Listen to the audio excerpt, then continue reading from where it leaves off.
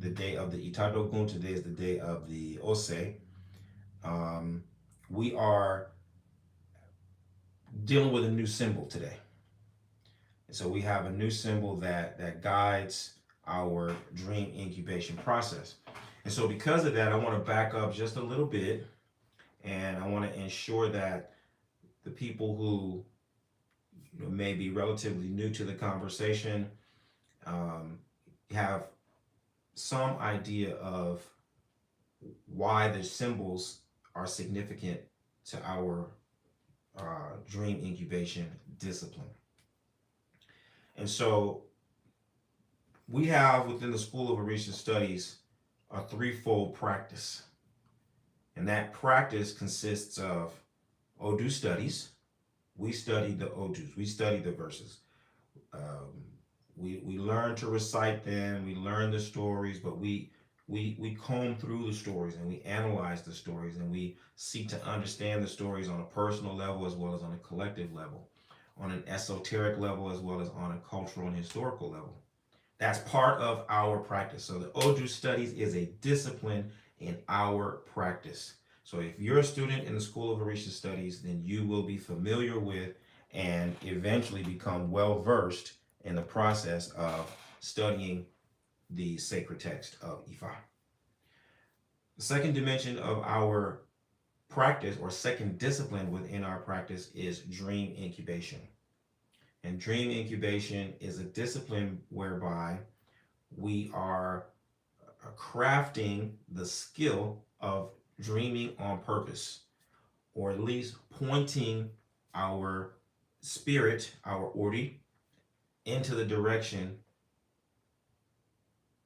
to find and explore and retrieve healing through our dreams. It isn't just to get a dream and see something, it's the understanding that in the same way that the Odu Ifa bring energy, the Odu are Irumale. Every Odu that manifests is a deity. And so when a deity comes, and we talk about the deities that shuttle back and forth between the seen and unseen realms, that's what we're talking about. As they come down, they bring something. And the thing that they bring is an answer to our problem. And then we make sacrifice, and that's how we send them back. And we keep observances, and that's how we keep ourselves in alignment with that energy as it comes and goes. And so the dreams, likewise, bring energy. They're not just images that come to us, they're not just feelings that we have. The dreams bring with them healing energy. And as we're able to grapple with the dreams, analyze the dreams, understand the dreams, and then respond to the dreams, then we also create a balance between the seen and the unseen realm. And so the dreams are our own personal oracle. And the ability to master that oracle is as important as mastering the oracle of Erindilo Gun for an Olorisha, mastering Obi for an Oje, a Gungun priest, mastering Ikin or Opele for an Ifa priest. But everyone dreams. And so by my estimation, everyone should cultivate a certain level of mastery of the dream world. So that is the second discipline, if you will, of our practice. Okay? And so we have a specific methodology for studying the Odu. We have a specific methodology for studying the dreams.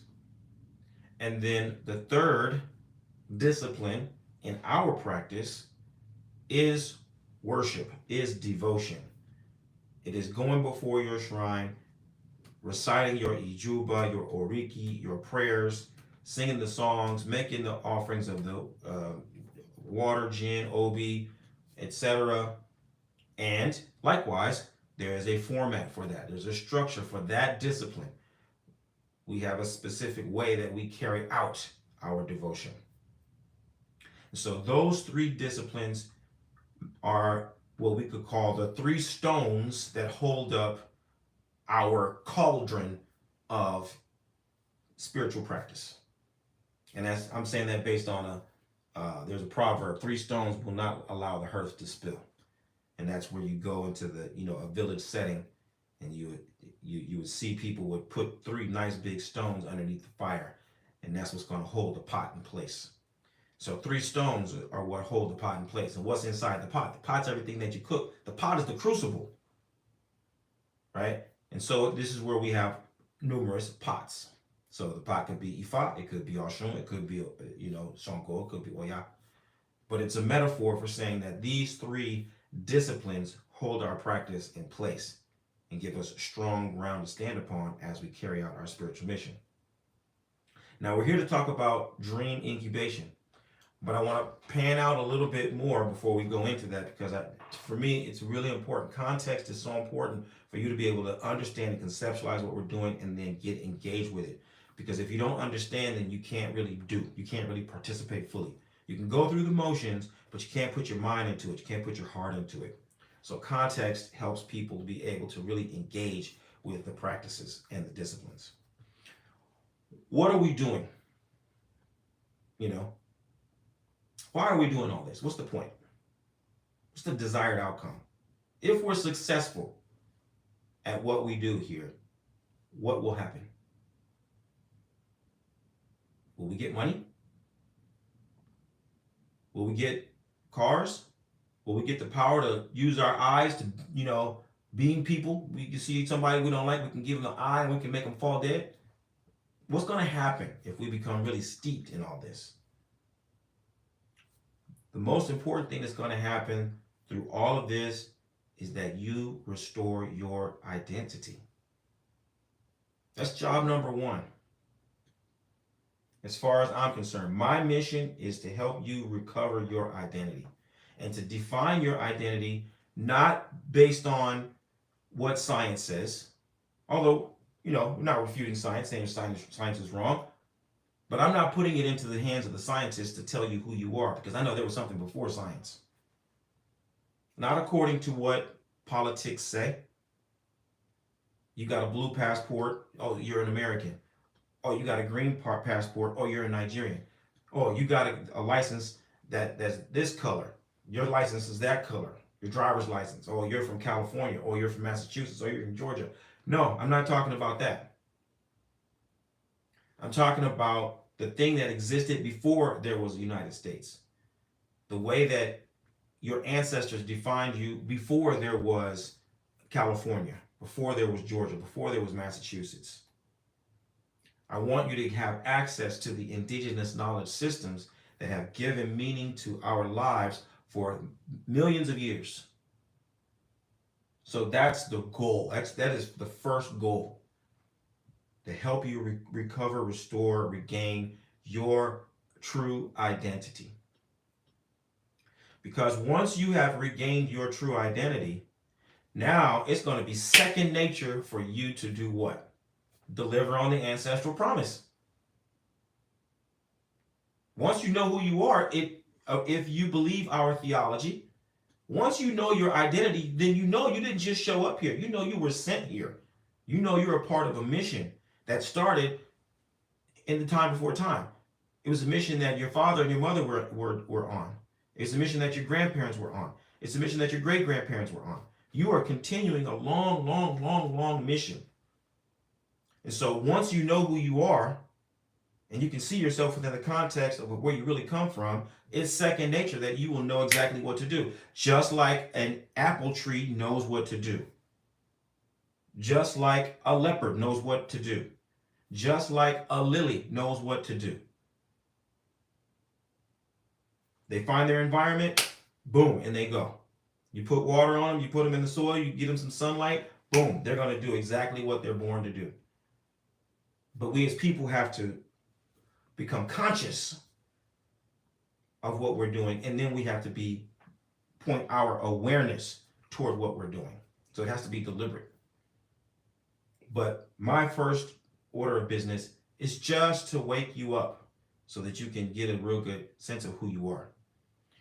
When Alex Haley interviewed Malcolm X for the autobiography, one of the things that I remember was he asked Malcolm X to critique the movement, so to speak. He said, what was the mistake? When you look back upon it, what was the mistake? How come things didn't quite go the way that you had anticipated. And Malcolm X said, our biggest mistake was trying to mobilize a sleeping people, and gave the analogy of an elephant.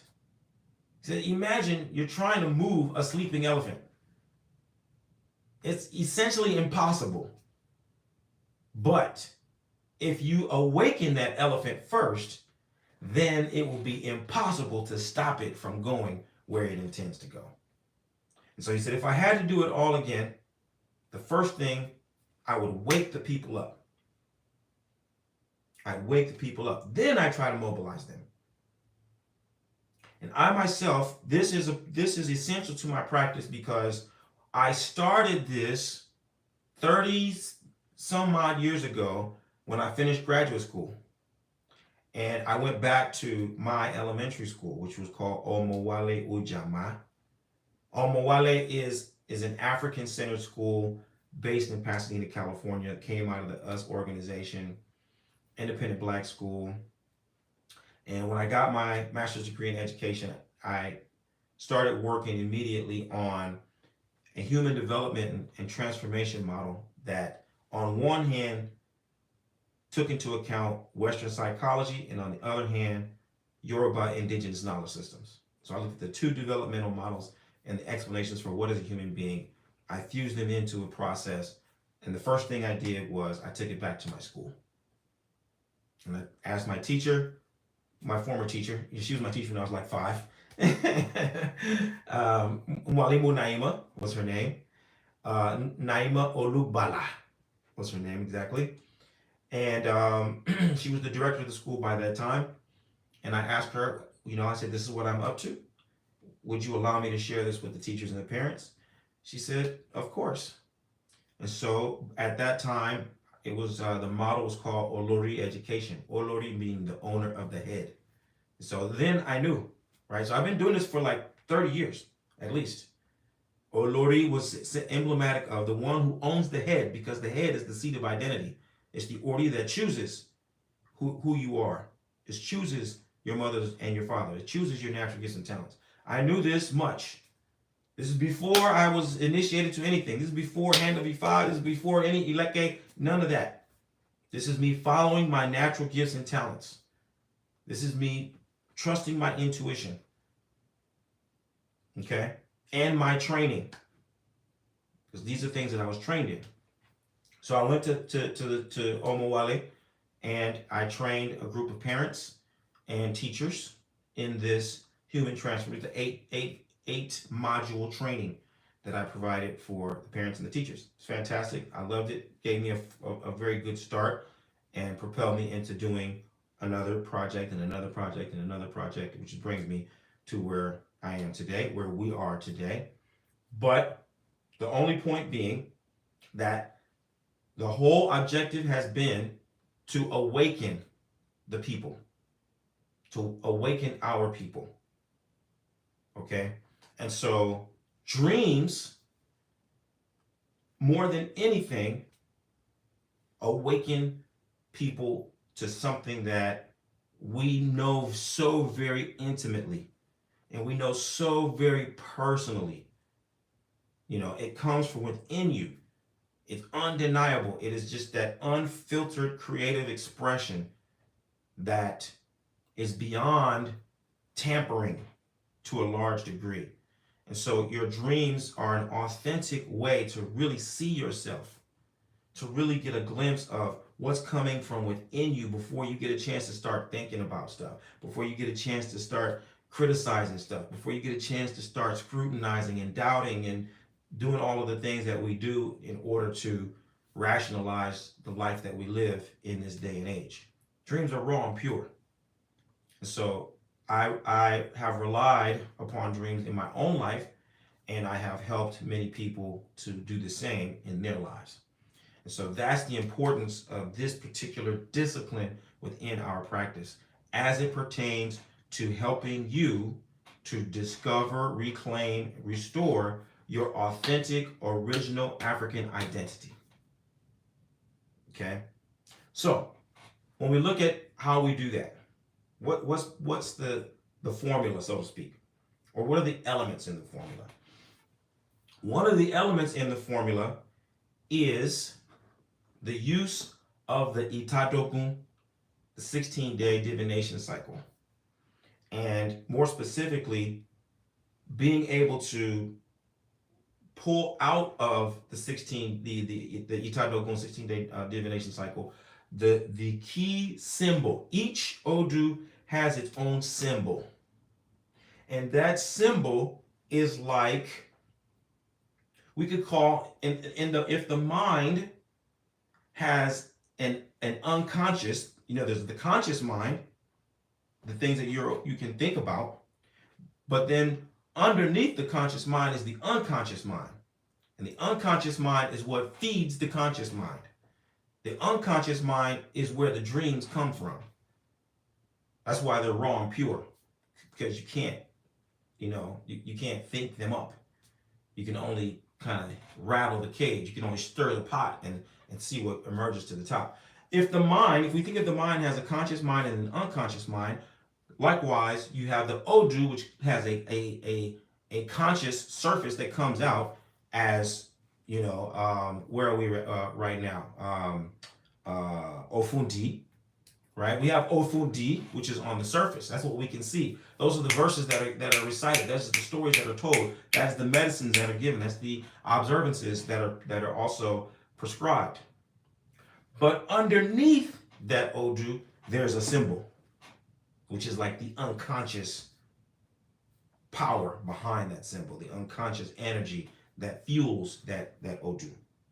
And so we tap into those symbols every 16 days, and we use them to guide our dreams, because our unconscious is aligned with the unconscious of the Odu itself. That's the reasoning behind how I present this process to you. So we look at the symbols. And in this instance, today, our symbol is the pit of misfortune. Okay, the pit of misfortune. And the pit of misfortune is represented as, it looks like a target, basically. Two concentric circles. It's a circle with a dot in the middle. That is what we call the pit of misfortune.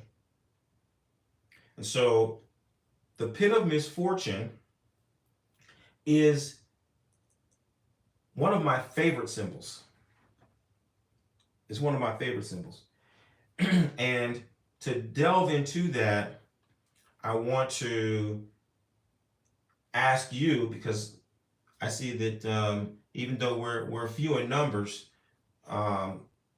you have been around long enough for me to pose this question to you and put you to the test a little bit. I asked these questions in the group earlier, and so let's just revisit these same questions. Number one, when we look at the pit of misfortune and we compare it to, for example, the rope of continuity, what is the difference, particularly as it pertains to emotion? How would you compare the pit of misfortune to the rope of continuity? How would you compare those two? How would you contrast those two?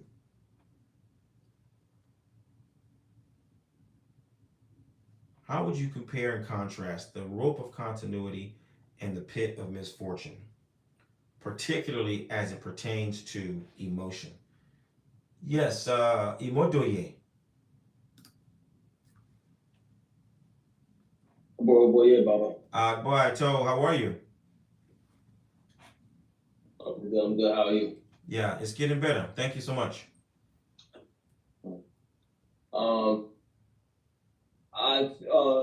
The pit of misfortune and comparing to, I think, with the rope of continuity is possibility is bi-directional. There's possibility to go forward or to go backward. There's all that potential to go forward or backward. But the pit of misfortune is more the pit of misfortune is an obstacle or something to climb up on. So there's the potential, the potential to go up. I guess you can dig yourself deeper, but the movement, the movement and the opportunity is to go up and to overcome your challenges to reach a better position, and it doesn't seem to have the same the opportunity to go backward. It's not so much about going backward and forward. It's just about overcoming the pit or climbing out of the pit. Mm-hmm. Mm-hmm. Okay. So the idea is that whereas with the rope of continuity, you can go, you can go forward or backward. You can advance or you can be moving back. Whereas with the pit of misfortune, it's the idea of just escaping the pit, getting out of the pit. Okay. I will. Good evening. What's your take on it? Well, what you say about it? Boy, I told. I really love this contrast. So for the rope of continuity, to me, it's well, the rope of continuity and the pit of misfortune. To me, it's two ways to manage your emotions. For the rope of continuity, the way to manage your emotions is to look at the other perspective. So whether you're up or whether you're down, too much happiness broke frogs' legs. So you don't want to get too excited. So you have to remember the times when things aren't always as shiny, and likewise vice versa. And then for the pit of misfortune, I see the way of managing your emotions is actually going into your emotions, because the pit of misfortune is something that you do prior to coming to Earth. So it's an internal journey. So you have to go internally to see where is this emotion coming from, and then that way you can manage it. Mm-hmm. And say a little bit more about when you say the pit of misfortune is tied to what you do before you come into the world. How is the pit of misfortune tied to your prenatal existence? So it strikes me as like in an Odu, when you see somebody who doesn't comply, right? It's super simple to say, oh, just make the elbow. Like that's what this whole story. We know how this is going to turn out. Right. So but practically it's not so simple. So the same way with the pit of misfortune, why would somebody dig a deep ditch, right? Like it doesn't make any sense. But that's like, maybe it's your ambition, right? Maybe you're that type of person that likes to go, go, go. Some people that, they say, oh, I don't like to sit down. I like to always be active. Mm-hmm. So maybe that's, their form of pit of misfortune. And in that, with those people, sometimes you will see agitation. Or with myself, there may be anxiety in a certain situation, and it's coming from, it's spawning from somewhere. It's sort of like how they speak of like it's like a spell that's being cast by the society that we're in, right? Like there's certain triggers that they create in commercials, right? Certain things that they do that'll make you react, and you're not even thinking about it. Mm-hmm. So at 44, I can just start singing the jingle that I heard when I was 10 years old or something like that, right? Like it's a certain type of programming. Mm-hmm. So when you say, oh, I want that, or I think that is appealing to me, you have to search, where does that come from? Mm-hmm. And that might be something that you have created on your own, or most likely it is something you created on your own. Mm-hmm, mm-hmm. And I really appreciate that final idea, which is something that you create on your own, because the recognition that I am the creator of my reality is the hallmark of maturity. That's the beginning of wisdom. And where you started off with the two symbols, the rope of continuity and the pit of misfortune, both have to deal with managing your emotions and understanding them from different perspectives. And I want to address all those, but I also want to really just pin this piece about me creating my reality and relating that to my prenatal choice, because when we come to the world, before we come to the world, we get 7 assignments. We perform 7 assignments, 7 tasks, one of which is to dig your pit of misfortune. And so some people dig a shallow pit, and some people dig a deep pit. And the people who dig a shallow pit, they just have to do a little ebo when they get to the world. But the people who dig a deep pit, they got to make a truckload of ebo when they come to the world. And in order to understand that, you know, what you're saying is like, hey, why would someone dig a deep pit? Well, we have to go back to what Ifa tells us about people, at least when we look at the story of Ogbeyonu, of Oriseku, Orilemede, and Afuakwe. The 3 of them came to the world. Each of them chose an Ori. One chose a huge Ori. It was big, big, big Ori. The other one chose a very beautiful Ori. It was only Afuakwe who chose an ordinary Ori, a nondescript Ori.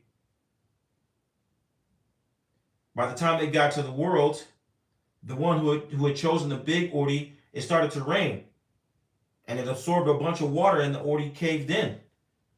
So he had to spend lots and lots of time and effort making lots and lots of ebo to repair this big Ori. It was a big Ori, but it got waterlogged and damaged. So now he's got to spend all this time repairing it, managing it, maintaining it. Whereas the one who chose a very beautiful Ori was delicate. By the time he got to the world, he stumbles and falls, boom, hits the Ori on the ground, it cracks. Now this one is making a bunch of ebo to restore the broken head. That's why someone would choose to dig a deep pit. It didn't just dig, you know, it's a metaphor. I chose a deep pit because it was beautiful. I chose a deep pit because it was big. It was magnanimous, you know, it was like larger than life. That's what I chose. Right? And so that is the symbol, or let's say the metaphor, what the symbol represents of the pit of misfortune. It's based on a choice. It's based on a decision. Now, what does that decision have to do with emotion? That decision has to do with emotion, the fact that emotion drives decision making. Emotion drives decision making. You can see this in Yoruba in the language. If someone says, what do you think? Or they'll tell you, Ronu. Think. Ronu. Look inside. If they say look inside, as they say think about it, they're going to touch this. They're going to touch themselves right here. This is where thinking happens. Not here. A Yoruba person's not going to say, hey man, think about it. It's going to say, think about it. What do you think? Why? Because when you get excited, your head doesn't vibrate. Your heart beats. Right? Something happens, you're feeling inspired, you're feeling nervous, you're feeling anxious. Your response is right here, and that's when you start making choices. This is something you'll know through marketing. Anyone who tells you that they're making their decisions here is deceiving himself.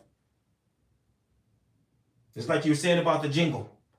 Hey, man, I can go back and sing jingles that I haven't heard in 40 years, 35 years, and sing it from front to back.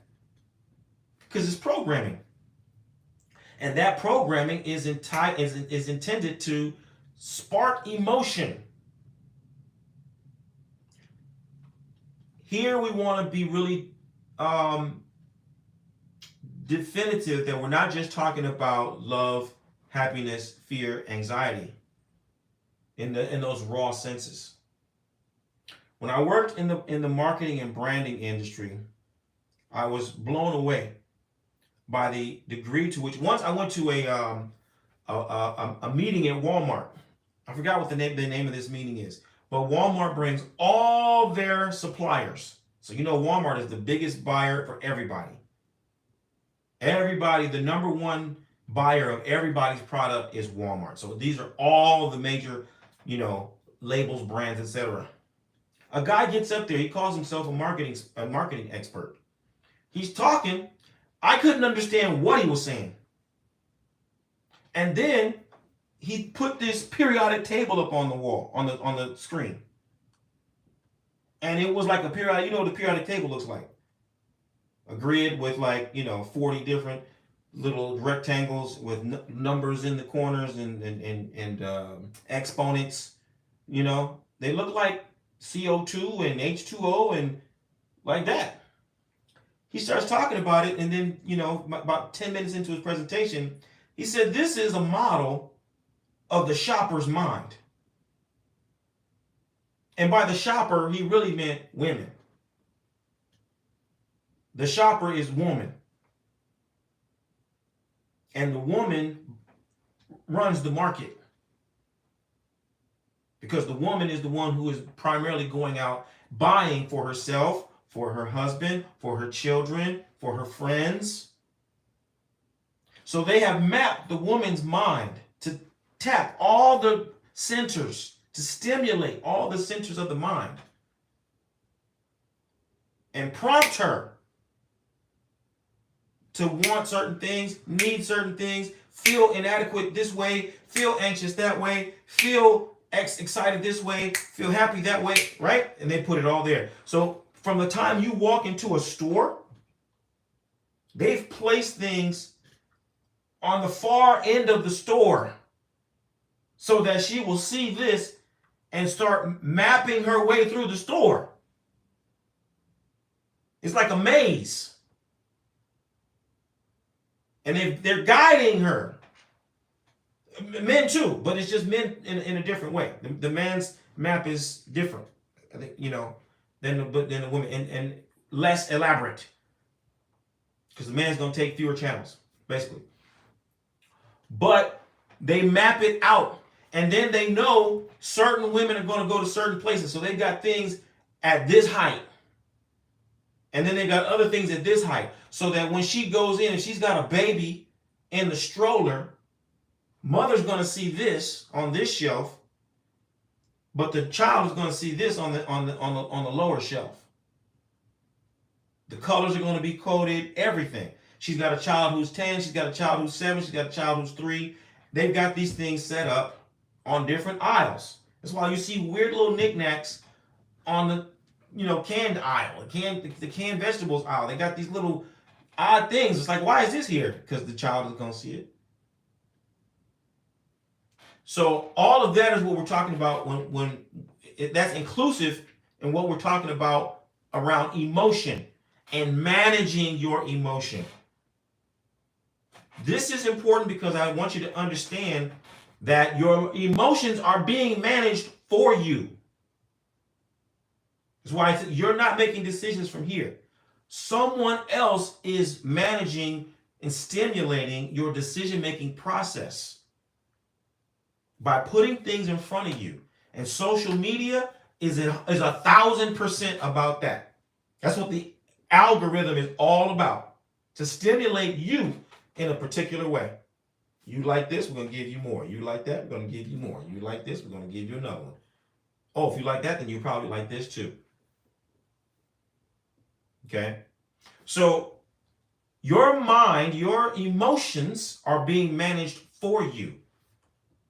This I say so that you can have a sense of urgency around why this matters, why this particular symbol is so significant.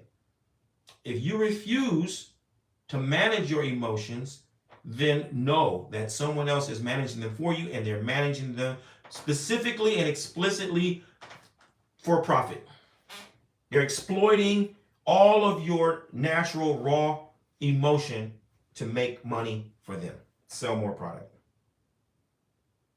So how does the pit of misfortune help you in this process? How do we use this as a tool to help us manage our emotion? We don't have to repress our emotions. We don't have to deny our emotions. We don't have to ignore our emotions. Okay? But we have to treat our emotions just like we're looking. We have these cameras,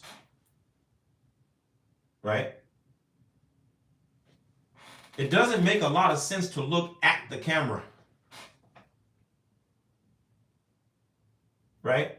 Hey, the camera is this many inches. It's got this many whatchamacallits. It's got this little color here, right? Every little detail of the camera isn't the point of the camera.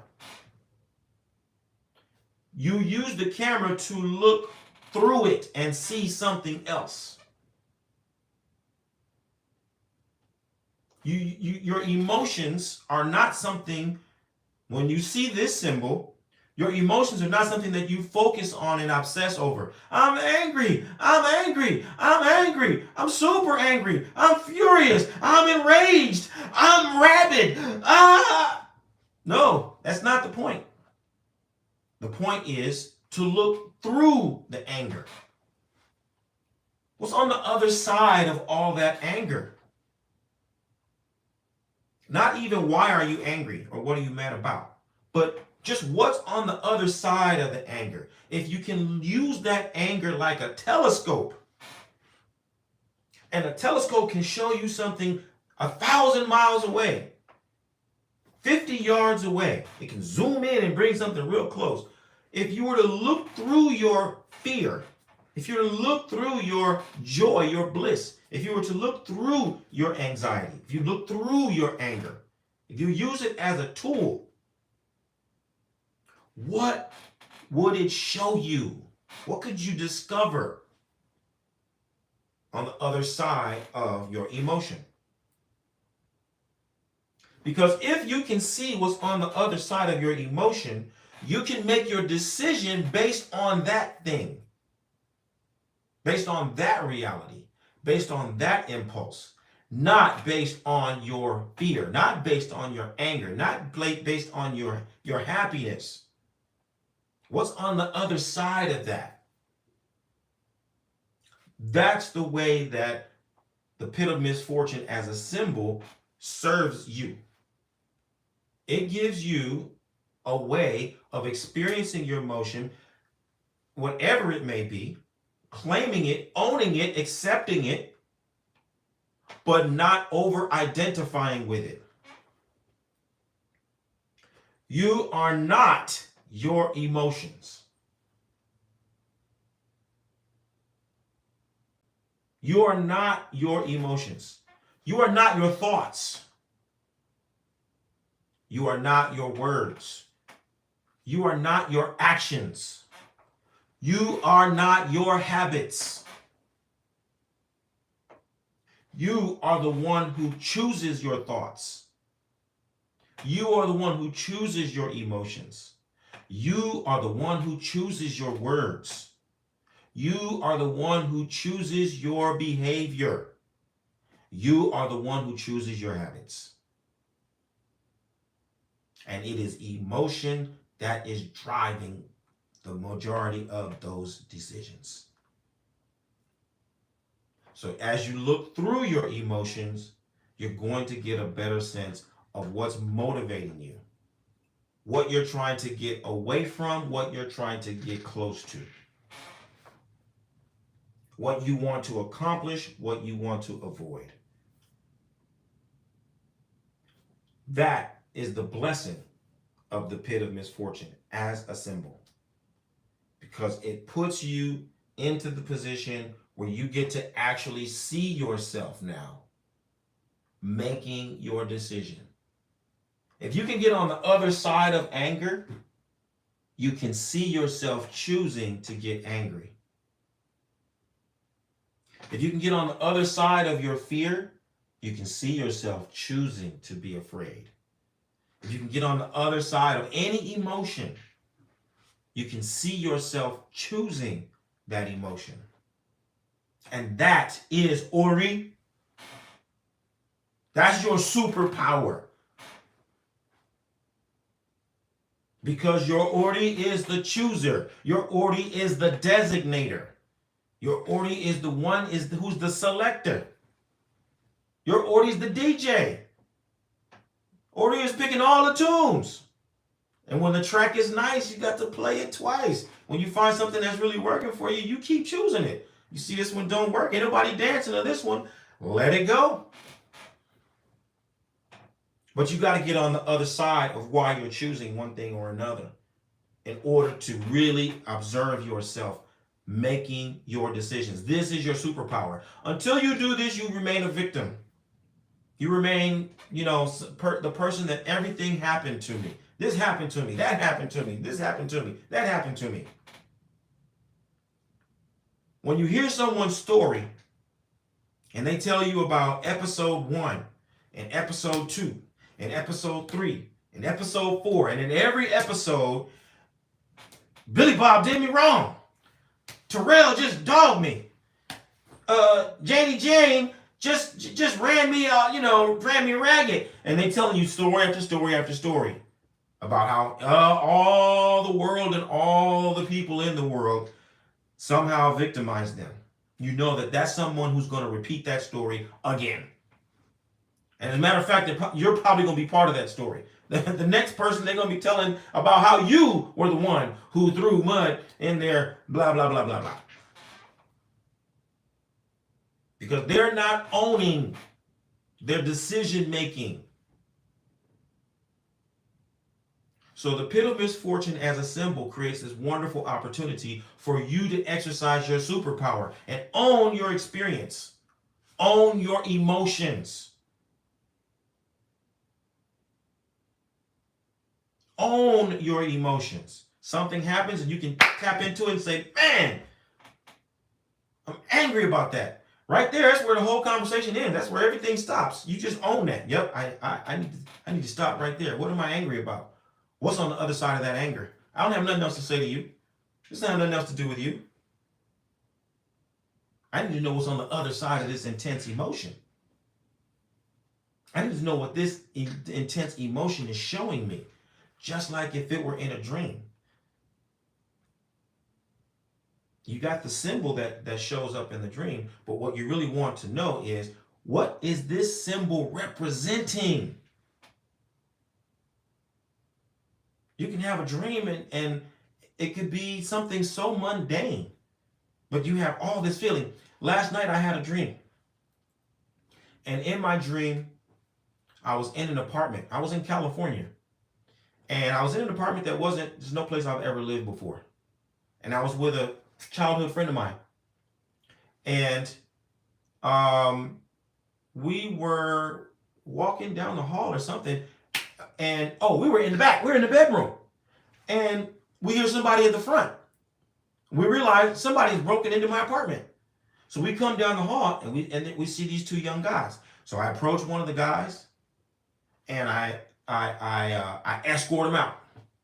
And then my friend, and he gets the other guy, and as I escort the first one out, my friend walks out with behind me, and the second guy, who was the burglar, closed the door and locked us out. And so I remembered, I can go through the around the corner though, and I can come in through the backyard and I can go through the back door. But when I went around the corner, I ended up like in a whole other city. My house was like, I don't know, in Pittsburgh, in Antioch, or, you know what I mean? It was somewhere like kind of, Emeryville, But by the time I went around the corner, I was in downtown San Francisco, Ghirardelli Square. And I kept walking, and I could never get back to my place. But all of that, and it was all very mundane. There was some other, I got to this little place, this little city, an urban, what am I trying to say? Like a city building, an official city building. And they had this big turtle painted on the wall. And it was, because used to be Turtle Island or something. All of this was just coming to me in the dream. I'm looking and I'm hearing all of the, it's like somebody's narrating to me what's going on. Long story short, I was not flustered in the dream. I was never running. I was never shouting. There was never any tussling or anything like that. And then I even got all the way back home, and found out that the guys were gone and they didn't steal anything. So it was this big giant loop. But what was the overriding emotion when I came out of that dream? I was so frustrated. Woo, I was so frustrated. I was chomping at the bit, man. I was like, so.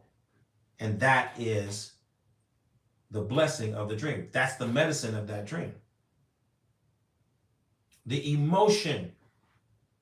So you can think back to dreams that you've had where it's very ordinary, it's very mundane for all intents and purposes. But what really matters is how you feel as that dream is unfolding, how you feel once that dream ends.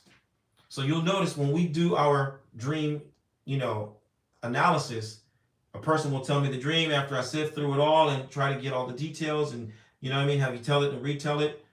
Then the first question that I really want to know is, how did you feel at the end of this dream? When you woke up, what was your emotional state? Right? How did you feel? And that is what's going to help you understand the import of the dream. Okay? So when we look at the pit of misfortune and we incubate our dreams, we can incubate our dreams about any subject, anything that we're concerned about, any question that we have. And then we go through the process of deciphering the dream. But one of the primary things that we want to take into consideration is how do I feel about this? Because that's going to allow me to then ask the question, what's on the other side of that emotion? Right? And I want you to hold on to that language. Not why are you feeling this way or what's making you feel that way. That could be valuable, but it doesn't really give you the true essence and the true medicine of the pit of misfortune. What you really want to know is what's on the other side of that emotion. So that's why I like to use the analogy or the metaphor that the pit of misfortune is like a lens. So if you look at that circle with the dot in the middle, it's like a camera lens. You don't have to be looking all at the lens or the lens of a telescope. You don't have to be looking at all the knobs and the whatchamacallits on the telescope. Just look through the eyepiece and use the lens to see far. What's on the other side of that device? Focus on what's on the other side. Try to get as clear a picture and understanding of what that is and what it's telling you.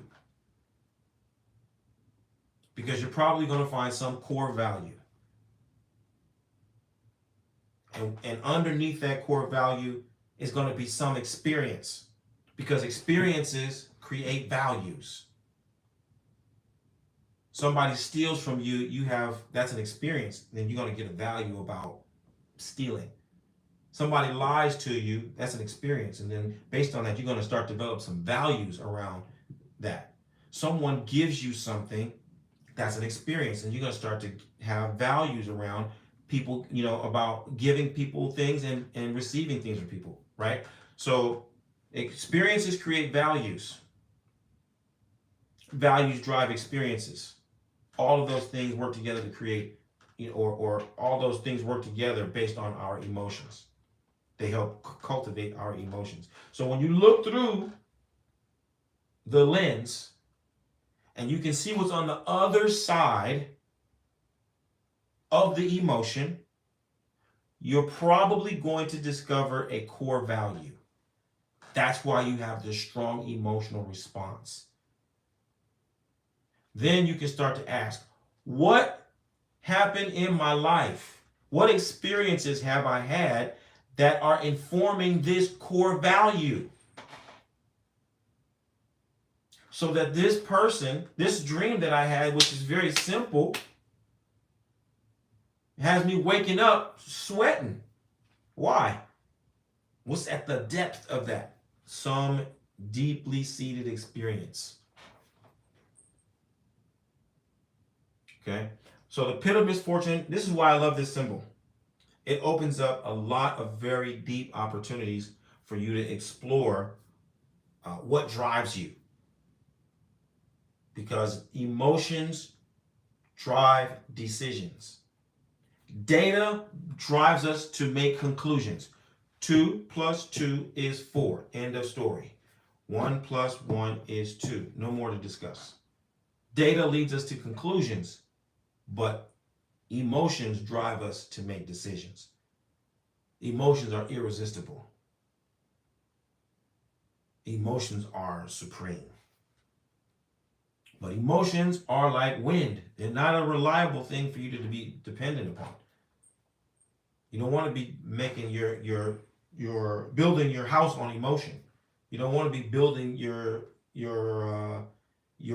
plan on emotion, because your emotion is going to change. Your emotion is going to change. Today you feel right now, not even today. Right this minute you feel one way. Half an hour later you feel something radically different. So emotions are super valuable, but they're not something that you are organizing your life around. And this is how we dig a pit of misfortune.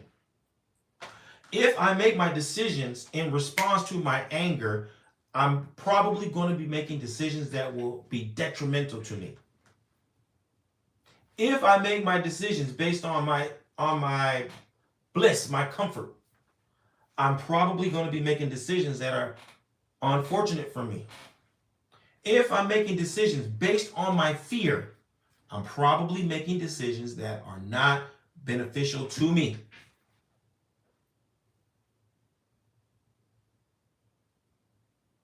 Right? If I'm trying to avoid my fear, I'm doing everything I can to skirt this thing that I'm scared of. I'm not doing myself any favors. I'm angry. I'm making these decisions that are just, people tend to make this. People will be likely to use anger to make decisions. I can't decide until I'm mad, or I can use my anger as a justification for doing something. But if I do that, it's probably not good for me. If I'm making decisions just to feel happy, just to be comfortable, I'm probably making bad choices. I'm probably skirting something really essential that I need to do. I need to face. I need to encounter. I need to unearth. So we don't want to make our decisions based on our emotions, but at the same time, we do not want to pretend that we don't have the emotions. We don't want to minimize the emotions. We don't want to repress the emotions. We just want to look through the emotions. That's how they serve us. We use them as a conduit to something greater, something deeper, something more enduring, something more fundamental. So as you incubate your dreams using the pit of misfortune, you set the stage for you to go into a very deep space. You can make some really deep discoveries about yourself, about your identity, about who you are, about what makes you tick, about what your most important experiences have been, and how those experiences inform your self-concept and your self-image.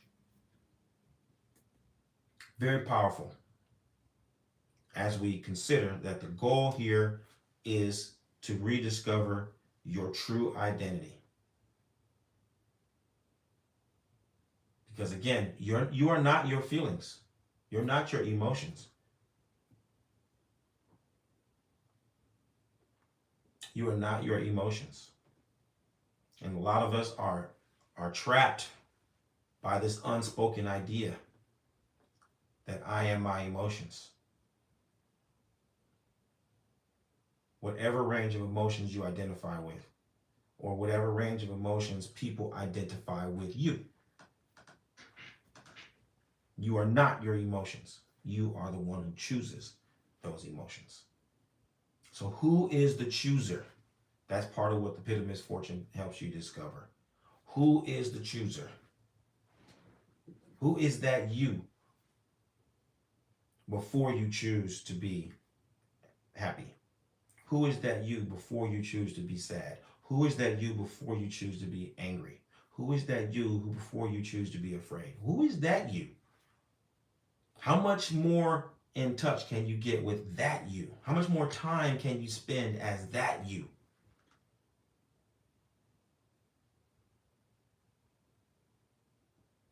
If you can do that, you can spend more and more time, half an hour a day, half hour a week, an hour a day, an hour a week, right? However much, there's varying degrees of how much time we can, really tap into that aspect of our consciousness and stay there and spend longer and longer and longer periods in that space. That's what I want for you. I want you to be able to spend more prolonged time in that space as the chooser. That's your superpower. That's where you become invincible. That's where you're impervious to the manipulation, the exploitation, the cheap deception, the petty games and maneuvers. You get to rise above all that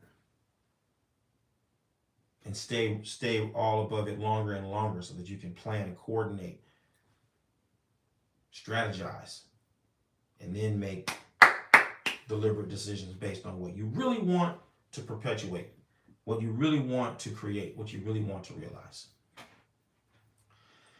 So that is the summary of the pit of misfortune and what it means to the recovery and restoration of your original African mind. I'm going to pause here for some questions, inquiries, clarifications, and then we can move on to the next.